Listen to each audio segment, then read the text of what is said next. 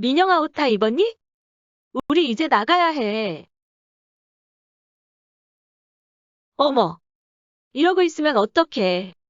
세수도 아직 안 한 거야? 엄마가 매니저도 아니고. 제발 스스로 좀 하자. 응? 잘 보셨나요? 스스로 하려고 하지 않는 우리 아이 때문에 고민이 많으시죠? 재미있는 것이라면 내가 할 거야. 늘 외치던 우리 아이. 그렇지 않은 것은 왜 혼자 하려 하지 않을까요? 그 이유에는 여러 가지가 있을 것입니다. 의욕이 생기지 않아요. 첫째, 부모님이 모든 것을 해주는 아이는 스스로 해야 할 필요성을 느끼지 못하기 때문입니다. 실수할까봐 걱정돼요.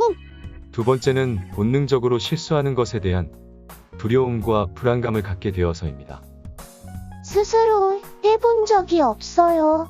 세 번째는 정작 아이에게 스스로 해볼 수 있는 경험의 기회나 시간이 부족했기 때문입니다. 만약 아이의 이런 태도를 고쳐주지 않으면 어떻게 될까요? 부모는 자녀를 주체적인 성인으로 성장하도록 돌보고 교육시켜야 할 의무가 있습니다.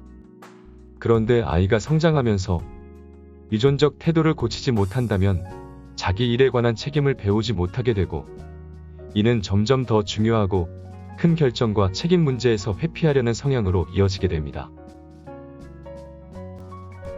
특히 학교 생활에서 이런 무책임한 행동을 반복하다 보면 아이는 위축되고 소외감을 느끼며 자신감마저 떨어지게 돼 원만한 교우 관계를 유지하기가 어려워지죠.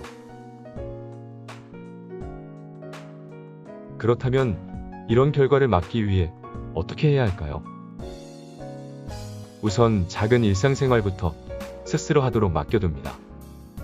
식사한 후 자기가 먹은 그릇을 치우게 한다거나 옷을 벗은 후 제자리에 정리하는 등 작은 일상의 생활부터 아이가 할 수 있게 하세요. 아이가 옷을 거꾸로 입더라도 혼자 하도록 놔둔 후 옷을 다 입고 난 뒤 제대로 입는 법을 설명해주고 아이에게 다시 입도록 하여 스스로 하는 법을 습득하도록 해야 합니다. 또 슈퍼에 혼자 심부름 가기 등 나이에 따라 아이가 혼자 해볼 수 있는 기회를 점차 늘려주세요. 두 번째, 선택할 수 있는 기회를 줍니다. 아이와 마트에 갔을 때 아이가 선택할 수 있는 범위를 정해주고 자유롭게 선택할 수 있게 해주세요. 다만 아이가 고른 것을 엄마 마음에 들지 않는다는 이유로 그거 말고 저걸로 해. 라며 아이의 선택을 무시한다면 나는 스스로 할 수 없는 거구나. 라는 인식만 심어줄 뿐이니 조심하세요. 또한 놀이의 경우에도 부모가 어떤 놀이를 하라고 참견하는 것보다는 자신의 의지와 취향에 따라 놀이를 구성하는 기회를 주어 아이의 생각을 존중해 줍니다. 세 번째, 아이를 재촉하지 마세요. 가끔 아이가 제 할 일을 느릿느릿 하고 있는 것을 보고는 참지 못해 대신 해주거나 윽박지르는 경우가 생깁니다. 부모의 이런 조바심은 아이를 주눅들게 하여 아이의 자립심을 저해하고 의존성 강한 아이로 자라게 할 수 있습니다. 아이에게 위험한 상황이 아니라면 아이가 시도하면서 배울 수 있게 지켜보며 기다려주시면 어떨까요?